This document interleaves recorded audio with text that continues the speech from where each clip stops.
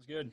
Again, I appreciate you having me. I think all these outlets have been awesome. Just getting to talk some football. I think it's important, just leading off, just so you guys kind of know who I am and my background. Things definitely resonate a little more when you know where things are coming from. So right now, I am the receivers coach at Bucknell University. This was my first year ever coaching on offense. Previous to that, had spent 6 years coaching on defense. I had been at RPI in New York, Rensselaer Polytechnic Institute. I had a lot of success at the Division III level. That's where I was a special teams coordinator. That's where all this film comes from. That's where all this drill work comes from. And that's really where I was able to build up a lot of my beliefs. Me doing this right now, goal of obviously being a special teams coordinator again someday. And again, why I think these outlets are so great.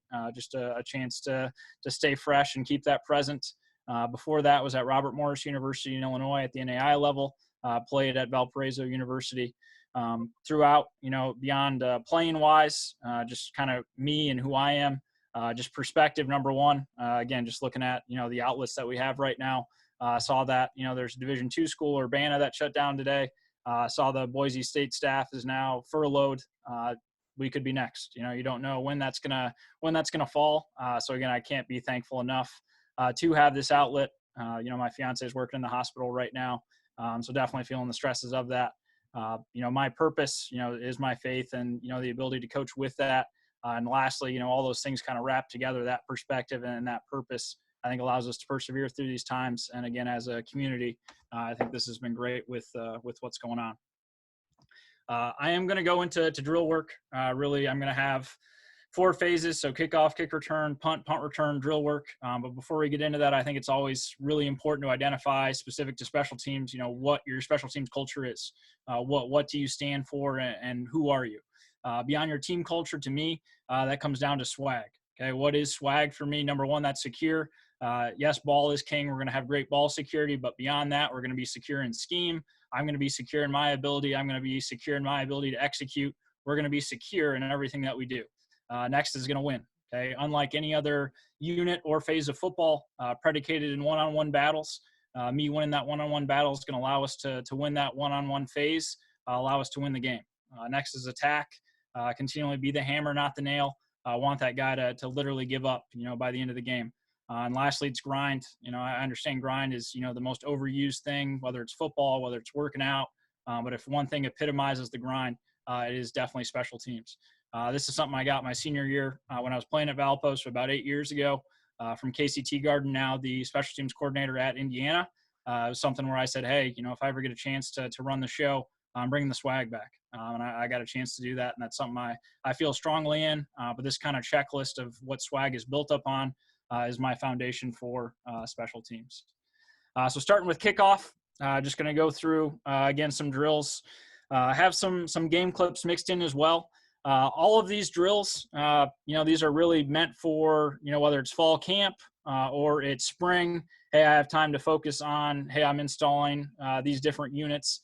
This is a great way to focus in on it and get something out of it.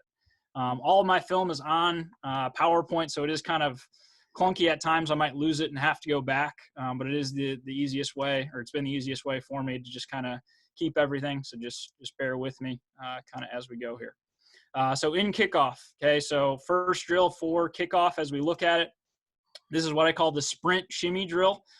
So really whatever you guys use as your term for, hey, when I'm running, I need the ability to be able to come to balance and make a play. This is really that drill right here. So day one, something where we'll split the group in half, or you can have the whole team talking 3 lines, and it takes 2 coaches. Okay, we're looking at a 30-yard box here with the 3 lines, and we'll just watch as this goes. Okay, so the guys are having a great get off in an all-out sprint, really looking at, hey, how am I carrying my pads, right? Want to get nose over toes, however you guys teach that, whatever your verbiage is.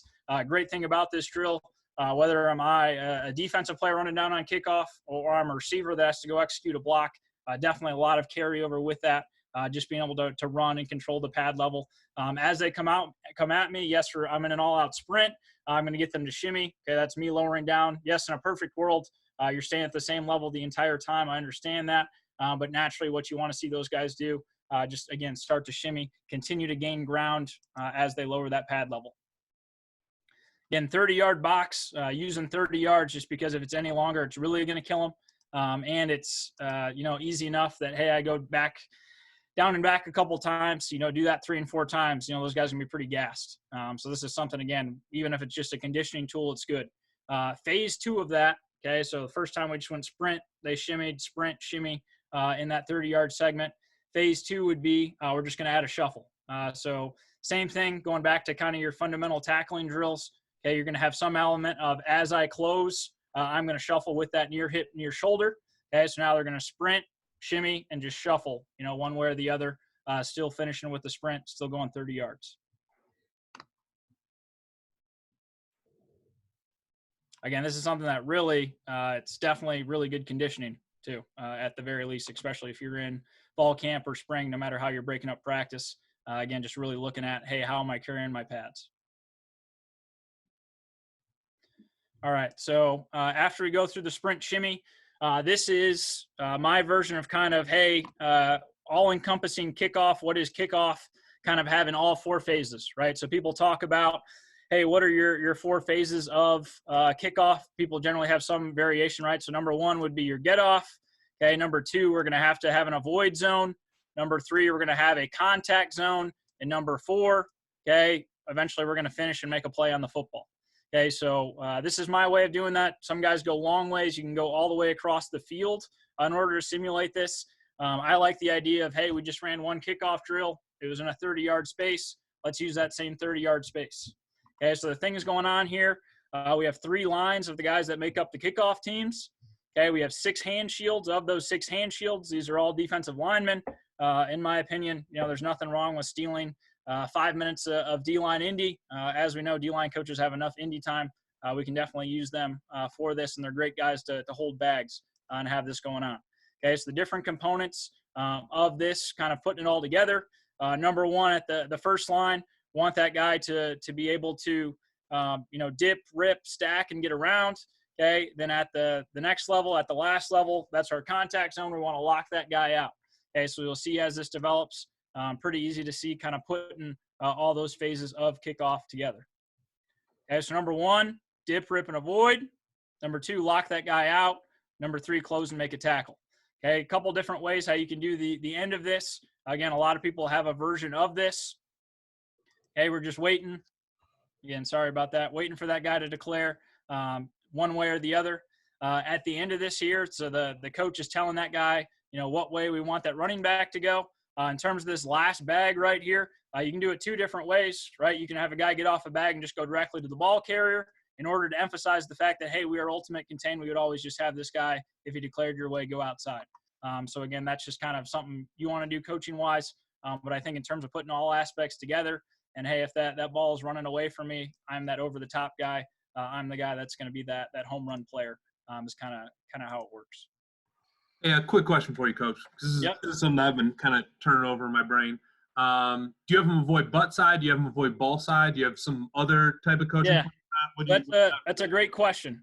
So when I played, I was always taught butt side, right? And that's what most people's coaching point. Some people do this exact same drill, and that first guy, instead of blocking him or being forward, he turns, right? And you go off his butt.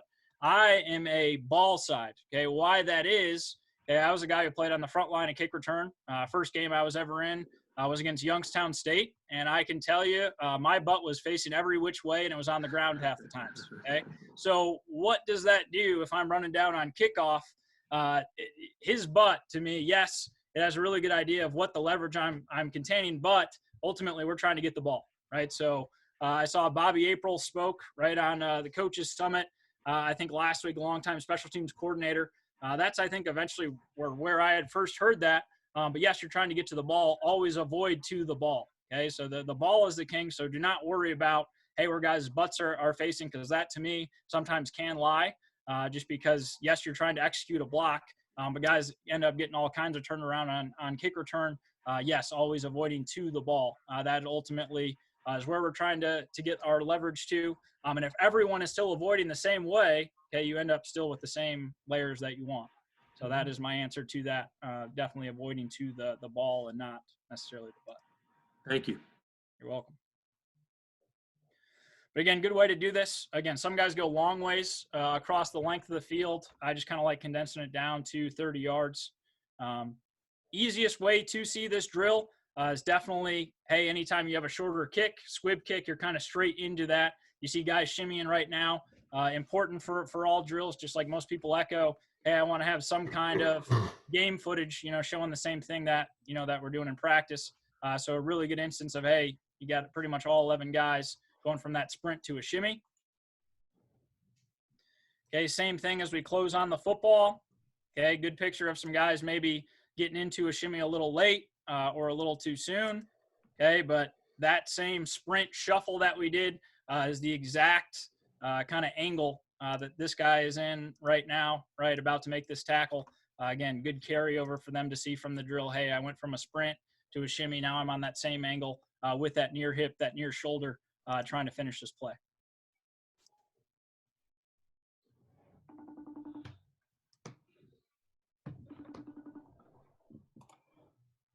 And again, just one last film shot, just good picture from the tight of, again, what we're talking about, right? So this guy right here, as we look at it, some guys teach, right, this first guy in is your take a shot guy. That's fine too, right? That the next guy in, whoever that next guy in is, right, he's still doing the same thing where he went from a sprint to a shimmy, is now trying to keep that near hip, near shoulder, putting that thing in a vise. I think it all still, coaching-wise, all goes together.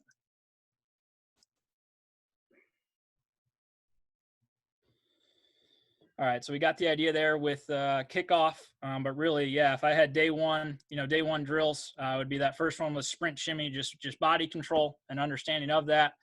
Phase 2 of that, just getting the defensive lineman involved, holding the bags, and having that some kind of component of, hey, I'm going to avoid, I'm going to stack that front line, get on top of that guy, lock that guy out, and make a tackle.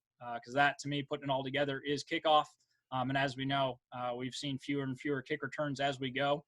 But as we have those principles built in, I think that's all good. All right, on to kick return. Kick return, okay, so the first drill we'll see is specifically for the front line of a kick return unit, and specifically talking about the backside, okay? So if I were running a right return, I'm talking about, hey, whoever's on the front line up on the left, okay? That, to me, is always the single hardest block, right? So the return's going away from you. I have to gain the most depth and the most width in order to create a great angle for myself. And honestly, is one of the hardest things for players to understand, I think. So for day one, for me, anyone that can potentially be on the front line, this is a drill I like to run, just to give them the idea of, hey, this is the amount of depth and width I want to gain to really gain leverage on a guy. For me, how I teach that, I teach a semblance of a J block. So for us, we would get into 5 lines. We'd have 7 cones set up across the board. That way they could either go right or left, just with the cones pre-set up. They're facing forward just like you'd be in a kickoff. He's going to be an all-out sprint. Okay, I would teach that guy that's on the backside to turn and run and completely lose vision. That, to me, it was more important that he was gaining that depth and getting that width initially in an all-out sprint. So I didn't want him necessarily peering over his shoulder. Okay, why I wanted him to do that was, to me, the answer was, hey, as long as I gained that much depth in an all-out sprint, I would have plenty of time to recover and find my man. My opinion on, yes, the antithesis or the counter to that is you got guys that twist and stack and stuff. To me, that gets people so far out of their lanes that it ends up screwing them up more than anything else. But that's just kind of my opinion. And again, this is just for solely talking really your backside guard and tackle. Sometimes maybe your center, depending on what you're doing schematically. Okay, but either way, 20 yards, you see their landmark. Okay, really want to see that guy explode out. Okay, same as a receiver coming in and out of a break. Okay, I want to be able to strike low to high. If I were a receiver, which a lot of these guys are, obviously, that you're using on these units, same deal. Whether I'm blocking or I'm catching a pass, want to be coming out ready to do it. Second phase of that, just have a guy coming down about 75% from that same line, just to give them a target and an idea of, hey, this is who I'm blocking. Okay, that was kind of just what I would do with the front line. Obviously, there's other elements of that. I'm saying 3 out of the 5 blocks are not going to be that. That, to me, though, that J block aspect on the backside is the most challenging. That's why I would focus on it. Okay. Other thing for kick return, would always like to separate into pods. So that would be the front line was all working down there. Everyone on the back end. So talking about really the fullbacks and returners. Okay. They'd be in the other end of the field. Okay. Day one drill, what we're looking for. Okay. Our goal was to have live kicks. You know, if you need to, obviously you can have a ball thrown up. If you have a jugs machine, you know, God bless you. That's great to have too. Okay. Either way, working with the fullbacks and our returners with our return scheme. Okay. Our fullbacks were going to come together. Coaching point, we're never going to be more than 3 yards inside or outside the hash. Always have great leverage for a kick out block. Okay. And in order to set up this kick out block, day one, we'll just put 2 bodies here. Okay. We'd have 2 bodies here, one at the 20, one at about the 25-yard line. Okay. Would have our returners back there. The returner catching the football. Obviously, he's going to go get it. Okay. Guy that's not getting it, the off returner making sure he secures it. He is the one giving a go call. So these fullbacks come together. Okay. They get that go call. They're ready to go kick out. I just wanted to give them, hey, day one, clearly defined. These are your landmarks. Okay. Do not know who it's going to be. Don't worry about the people. Just have the idea of the first 2 guys that you see you're going to kick out. So day one, there's your kick. Okay. Seeing those fullbacks come together. Just want to show them that, hey, relationship-wise, this is what we're looking for. Great. You're going to have some kind of relationship like this where, hey, these are your kick out blocks. That off returner is going to be leading up through. Okay, this is day one. Okay, day 2 or how you start to jazz this up a little bit. You do this exact same drill, except you have these 2 guys that you're using, right? They start about 20 yards away, and they either jog down or sprint down, and they have to go find those guys. Those guys aren't stationary. Okay, the other thing you can do is you don't have 2 players, you have 3 players. Okay, with the idea that, hey, 2 guys coming down on a kickoff team are going to be on the same level. Then they're going to have some kind of safety that your off returner is going to have. Either way, give them kind of moving targets, just controlling it. Same guys that are returners or possibly fullbacks, you know, utilizing all those guys at the same time is a good way to do it, just to have a moving target for kick out blocks on your kick return team. Either way, I want to see those guys come together, kick out, off returners leading up, trying to bang it up the hash. Okay, this is a pretty easy one for the back end to see, just in terms of our fullbacks and our returners, just how we were doing it scheme-wise. Hey, this is why this is our day one drill. Okay, so you have 2 fullbacks coming together. Okay, understanding that, hey, they need to find the first 2 guys they possibly can to kick out. Isn't necessarily a great picture of that. Why that is, in my opinion. Okay, again, talking about never really want these guys coming together more than 3 yards off the hash. These guys probably started a little wide. Okay, makes your leverage a lot harder. Okay, the tighter you start to the hash when you have that kick out, regardless of where the return's going, okay, it makes it a lot easier to make those blocks. We'd have our off returner leading on up.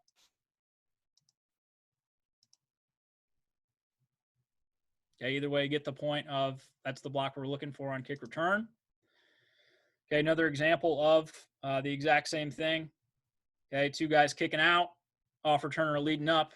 Either way, to me, who you're talking about, once again, is really 3 bodies. Okay, 3 bodies with that drill for your kick return team, because the back end, ultimately, if you're taking the ball up the hash and it's not a middle return, you're talking about 3 guys, you know, really to one side or the other who you're representing. So these 2 guys to kick out, off returner leading up on that 3rd safety. Quick question for you, Coach. Yep. Those 2 like fullback kick out guys, how do you have those guys? Do they communicate anything to each other? How do you guys kind of sort out who has who on that? Yep. So the only sorting out, I guess, is let's just try and get a still shot of. Okay. So as we sort this out, number 1, this guy is always going to set it. Okay, for the fullbacks, he's the one that's never going to get more than 3 yards outside of it. Relationship-wise, he's always going to try and be 10 yards away from that returner. Okay, that was our best way to say, hey, just kind of eyeballing the kick. I want to be about 10 yards in front of where that ball is going.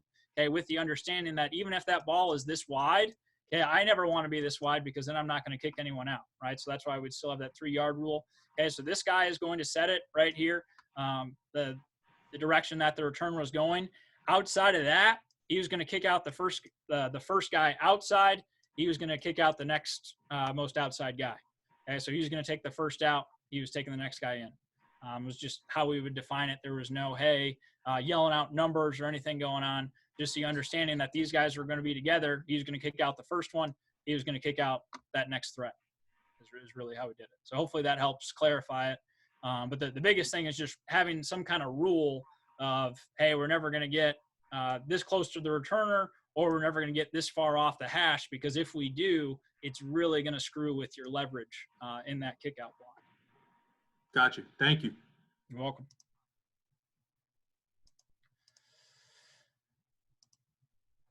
Last thing I'll show, just as we talked about, the front line. Okay, so we'll focus on the backside of the kick return. You'll see that those guys aren't necessarily executing that perfectly, but still that understanding of, hey, that the more leverage I gain and the deeper I get, the easier it is to kick those guys out on the back end.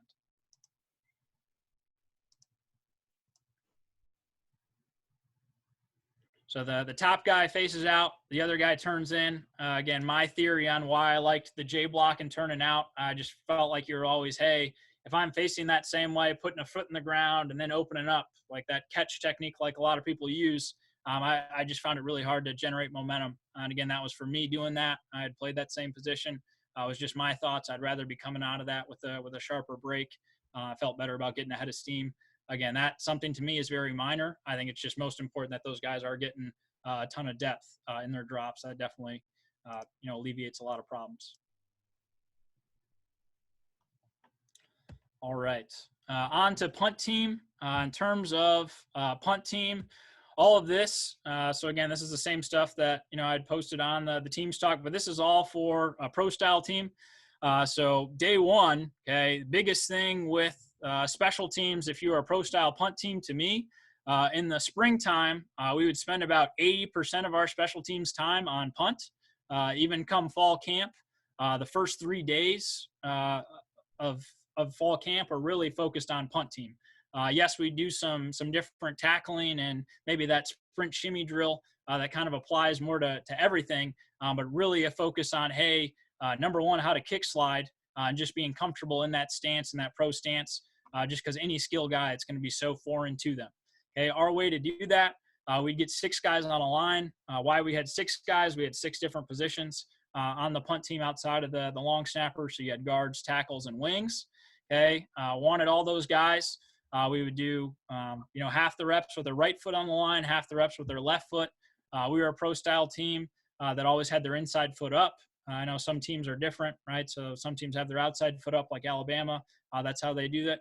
Either way, our day one teaching the kick slide talked about, yes, loading up 90% of your weight on that front foot, concept of blind faith. So I wanted my eyes head up to outside, wanted to gain depth as I go and kind of have a good firm punch, really aiming at that breastplate as I went, but would do it this way. So these guys saw themselves on film. Hey, am I popping up right away? Is my arm kind of going all crazy? What am I doing with my feet?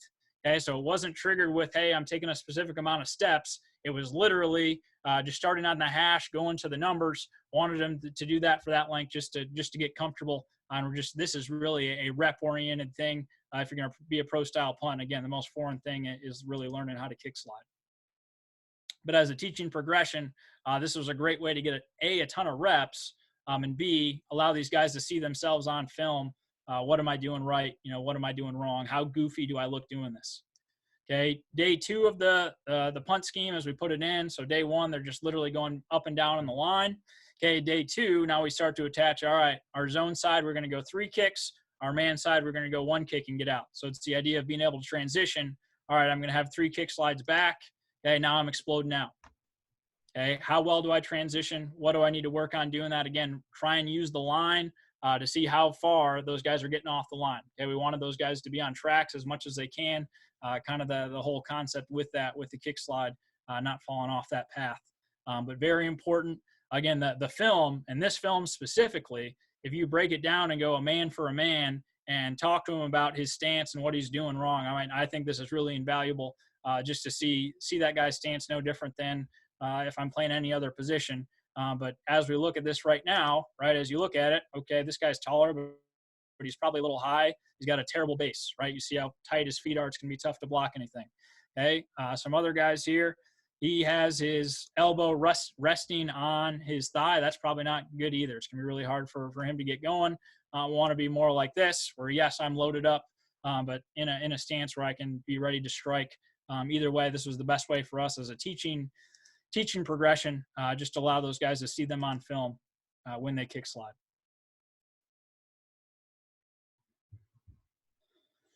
Other great thing about this, some things that I would love to see, would always like to film these during fall camp to see, hey, not only who is out there getting reps, but what guys were standing in line back here getting reps at the same time. Okay, so it'd be kind of hit or miss, but day to day, I think it's great not just to have the guys that are in it, these guys in the background that are getting reps as these guys are going. I mean, that means a lot to me, when we're getting these reps out there. In terms of maximizing reps with your punt team, I think absolutely you have to go half line reps your first few times doing it.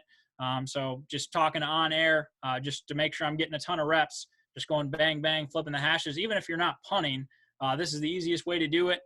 Whatever your zone side is, again, I think that is the harder component than the man side, because generally if you have a man side to a punt team, once you know your counting system, it's easier. It's a lot harder being comfortable with your footwork with the zone side. So anytime we went on air, we would almost always try and go with the zone side.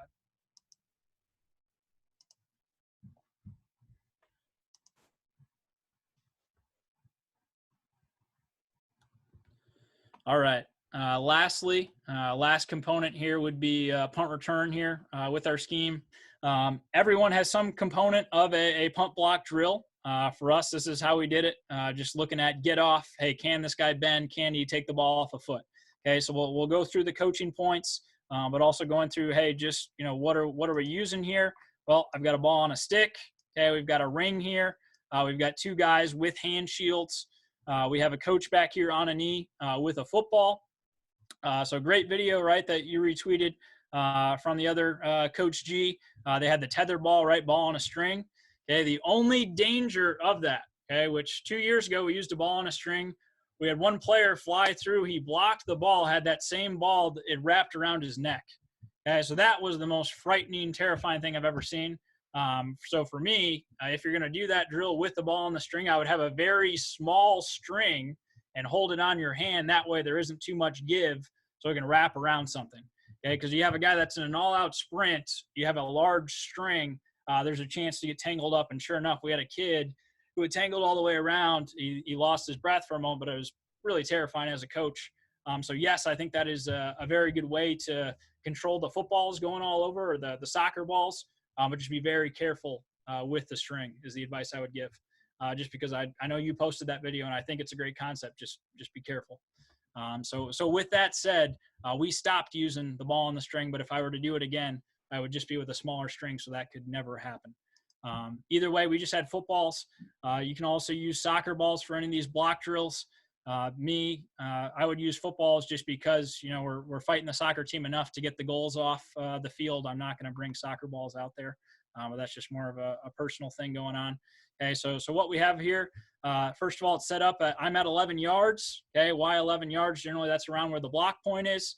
Okay, this would be more against a pro-style punt team. Okay, so looking for a great get-off. Okay, I want to be able to dip, rip, stay low, take the ball off of the coach's foot, just like the same coaching points most people have. Want to see big eyes, right? Want to see your hands coming together. I'm here with a diamond, or X is what I teach. Interesting coaching point, right? I've heard some people just talk about solely using that long arm just because, hey, that's going to be the arm that gets there anyway. To me, you might as well just still have a larger surface area if I miss. So to me, either way, as long as your hands together are at the end of that, that's what we're looking for. We put these cones up here with the idea of staying off the punter. Then we had a couple of our backup kickers and punters just here to pick up the footballs as they started to roll away. Okay, but again, great get off, dip, rip. Want to see that guy take it off his foot. Yes, these guys are standing around, so you feel like, hey, you maybe could get more reps here. At the same time, this was our single biggest, I would say, evaluation tool in fall camp or the spring, of just seeing, hey, who can bend, who's going to maybe be that guy, right? So we just saw that guy that went. Okay, if you see a guy who pops up right away, goes late, he's running with his hands out for about half the time, he's probably not going to be the guy. That guy's definitely not going to be the guy, right? So, hey, when that kid comes to you, say, hey, coach, why am I always the holdup guy on punt return? well, this is why. At least I have some kind of way to show that. All right. So that was really the punt block segment. Again, there's a lot of different ways to do that. Common question or most frequent question with this is, all right, hey, this is great for a pro style punt. How do you block against a shield team, right? How do you replicate that? Okay, so my answer would be, first of all, we'll start with a 3-man shield, right? So you have some semblance of a 3-man shield. Those guys are going to be about 6 yards away from this block point. Okay, I would have 4 lines. Okay, so I would have 2 lines right here. Okay, so a line on the interior. Those guys are going to get a free release. Those guys can be in a 3-point, 2-point, doesn't really matter. But free release, got to be able to get skinny, rip through either 2 guys with shields or 2 pop-ups, then take the ball off the foot still at 11 yards, right? Because that's really what they're destructing through, is going through the shield. Okay, second set of lines, okay, have a guy out as wide as where a probably tackle would be. And whether you have a shield guy blocking down or blocking out, either way, hey, he's got to rip through. He's still got to stay tight, and he's going to go outside of this bag and take it off his foot. So, again, the drill you guys just saw in action would be against a pro-style punt. If you want to do the same drill against a more of a shield look, again, those 2 guys in the middle can have a free release. Those guys on the outside just dip and rip and stay tight to that. But your block point is really going to be about the same there. So hopefully that helps if you're looking for a shield drill. Half of the guys, doing this drill at the same time, getting the other piece of really punt, block, and return. We would refer to it as the mug and shield technique, right? So whatever your hold up technique is, again, same thing, day one, would really have these guys going up against a look that was more of a pro style look in terms of the guy they were going against. Okay, but idea was anytime we were in our hold up look, we were always going to be shaded on the outside. That way, every single time we'd maintain that outside leverage, so we had good contain in fake, so everyone would always have the same leverage. Okay, but as we attacked him, really attacking the middle V of that neck, trying to create a great dent. Then we would tell him, where the return is going. So in this case right here, I think everyone's working out this way with the idea that the return is coming. As this drill goes, again, this is something that everyone has a version of, right? So number one's a great get off. As soon as we get to this point, okay, everyone, again, has the same coaching points or same drills, no different than man-to-man coverage. Okay, right now I'm in phase. I want to be on that guy's hip. I'm someone as a DB coach and in this would teach the same thing, would try and cuff that wrist. Either way, eyes on the hip. Okay, as you get closer to the returner, as he starts to break down, I break down. That's where you'd like to see that guy wrap and fire, really still attacking that middle V of the neck. Okay, other ways to rep this drill. The next phase of it is obviously not starting in phase or starting on the line of scrimmage, but giving that guy a head start. Okay, so if this guy were another 5 yards ahead, as this guy is ahead of me, okay, we have our returner here. Want him to show that, hey, now he's got to put up the high fence. He's got to rip through. Again, whatever your coaching point is, just trying to give those guys a different perspectives. For us, if that guy was 5 yards ahead, our goal was literally to be try and rip through that inside arm and throw up a shield as we go. Again, a lot of different variations of that. But I think, hey, as long as we have a block component, as long as we have a hold-up component, we're going to be good there.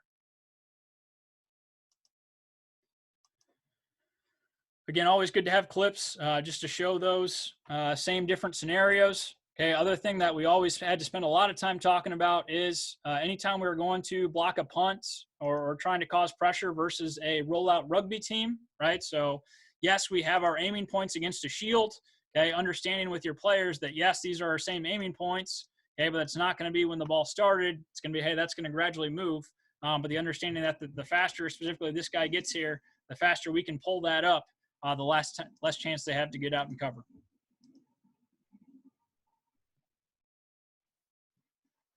Okay, and coaching point-wise, as you see it, right, you get to start to see the different angles and different leverage, right? So as we get right here, this guy we want no business. Even if he turns around to try and block him, it's very risky business. This is where you'd want to rip through.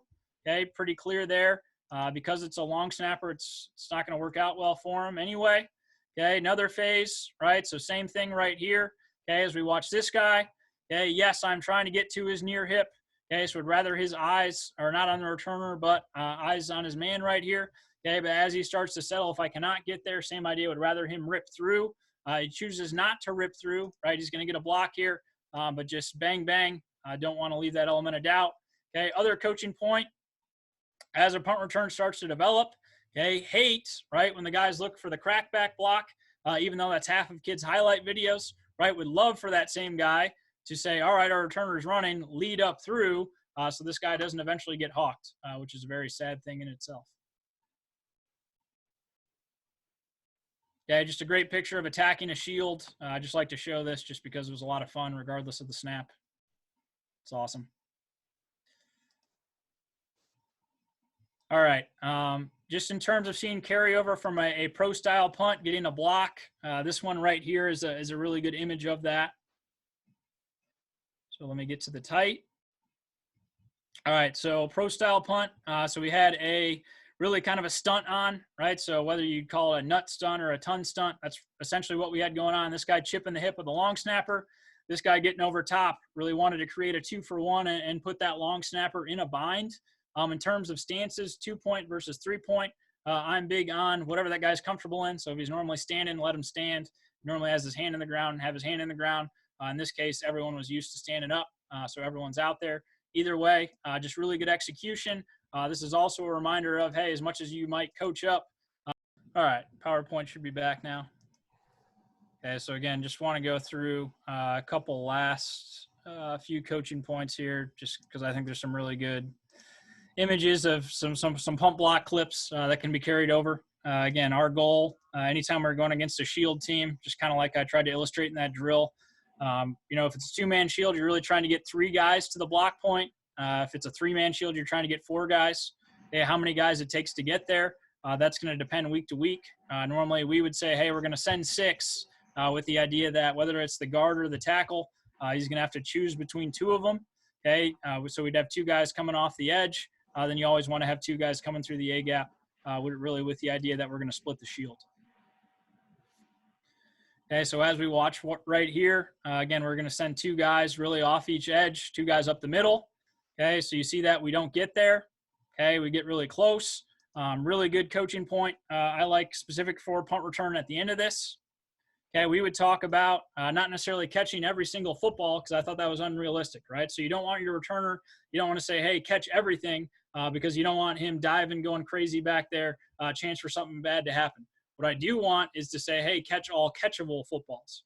So just tell him anything catchable, okay, you want to be able to catch. Why you want to catch all catchable footballs? Well, we're in a playoff game, okay, because you didn't catch this and it was catchable, we just lost 15 yards there, right? So that's definitely a big deal. So definitely something to hammer home on. Okay, either way, okay, so first punt return of that game, we didn't get there. Saw we had a chance.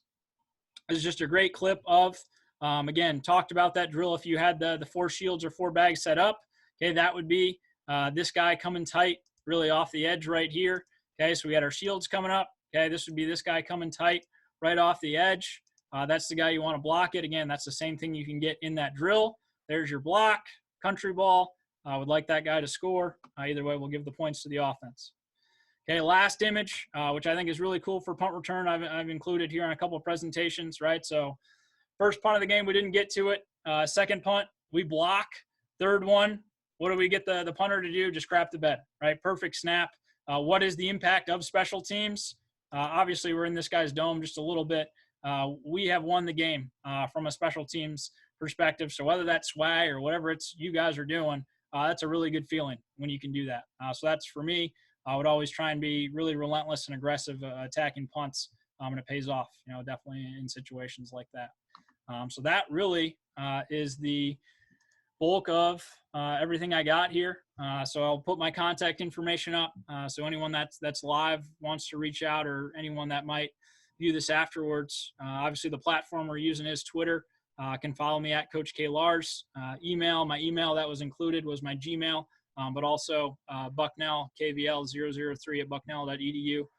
So this time I'll take any questions right now if we have them. Coach Daniel DePrado, got a quick question for you on your pump block. My attention span sucks. When you were in your mug drill, I was still watching the pump block drill up top. Yeah. I'm sorry. Do you differentiate crossing the face or staying on the same side of the punter's foot? I think I was just curious as far as that point. Talk to me about that a little bit. Yep. So the only time, so if that guy was truly like an A-gap rusher, like the guy attacking the shield that's going to split the shield, or against a pro style, that guy that is between the long snapper and the guard, that is the only time where we would tell him to stay, only put one hand out there or both, but to your side and not cross the punter. Anyone that was coming from outside of that would encourage him to cross the punter, because that guy, based on the leverage and that angle, if he's trying to get out of the way as he runs at him, he's going to run into the punter, I would say 9 out of 10 times. So really the only guy that, as you look at it, would be in the A-gaps. He'd be the only guy that is going to put his hands to the side and not go across the body. Perfect. The only other thing I want to say is that you mentioned the ball on a string. Yep. If you get a nice thick rope string, be careful, because I actually used that for a while, and I had a guy block it, wrap around the guy, and then literally whip me up in the air onto the ground. So I think all those are a little dangerous. That's great film. Would love to share that at some point. But he blocked it, wrapped around him, and it threw me 360. Bad deal. Yeah, I'm willing to sell that clip of DePrado for like $50 if somebody wants it. Careful, I got film on you too, boss. Listen, we can share screen that right now if you want. Yeah. We might have to hold off. Coach Larson, if you don't mind, little scheme question. You mentioned with the pro punt, zone side versus man side. Like, what dictated that for you?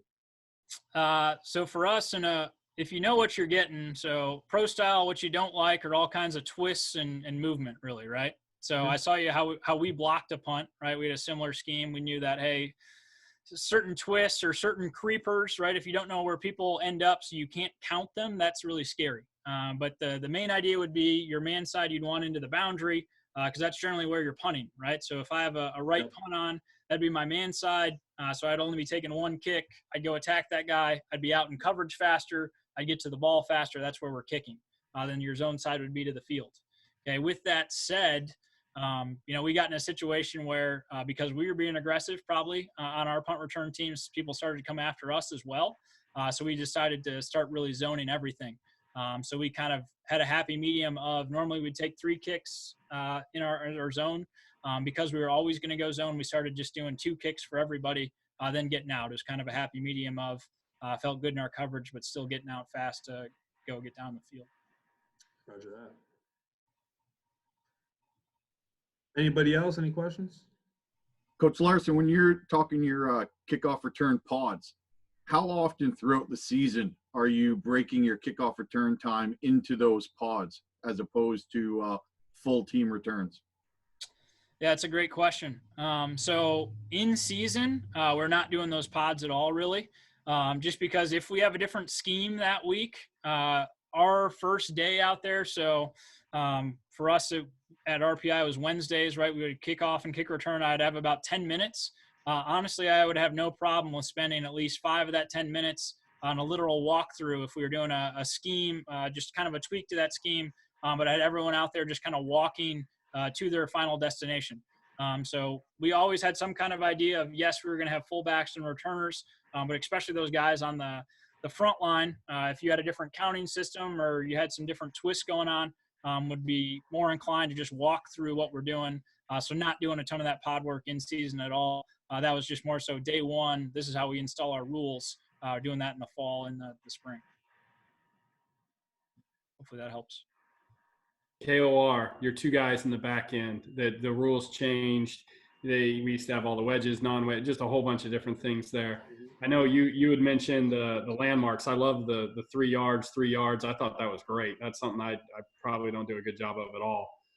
Talk to me about, you mentioned the first, your right side guy is going to take the first guy down, then climb to the second guy. Yep.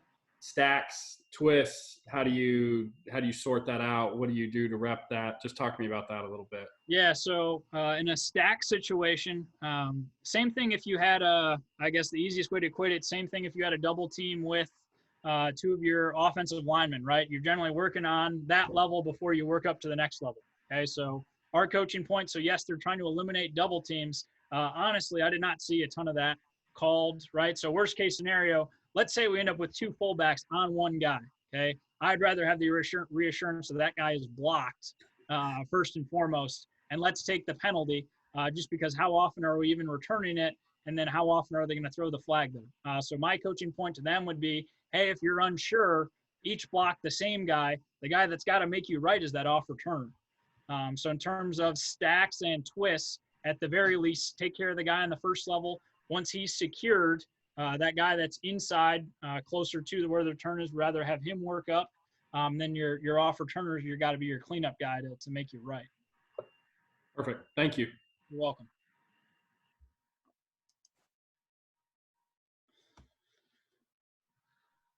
All right. If we don't have any other questions, Coach Larson, appreciate you, man. That was really good. Definitely jotted some good notes there. And I don't know, do you have anything else you want to leave everybody with? No, that's about it. And again, did a couple of these talks. One of them on the Coaches Summit that was more just organizational. I think some really valuable stuff in terms of the day-to-day. If you're doing a scouting report, some things that you need. So I'd encourage you guys to check that out. Because I'm not even coaching there anymore, I have no problem. I'm not giving away anything scheme-wise, but I'm an open book. So if you want any of the Excel sheets or any of the stuff that you see in the other presentation, I'd be more than happy to share that. So please go ahead and check it out on the Coaches Summit. And anything you need organizationally, I would be more than willing to help, because at the end of the day, special teams is more organization than it is anything else, and got to be prepared in the day-to-day in order to do these drills and do what's going on. So thanks again for the platform to share. Hopefully you guys get something out of it. But again, don't hesitate to reach out. If it's one thing we have right now, it's time. So we'd definitely love to talk about what's going on. Hoorah. Thanks again. Yep. You got it, man. See you guys next Tuesday. Thanks, Coach. See you guys. Thanks, Coach.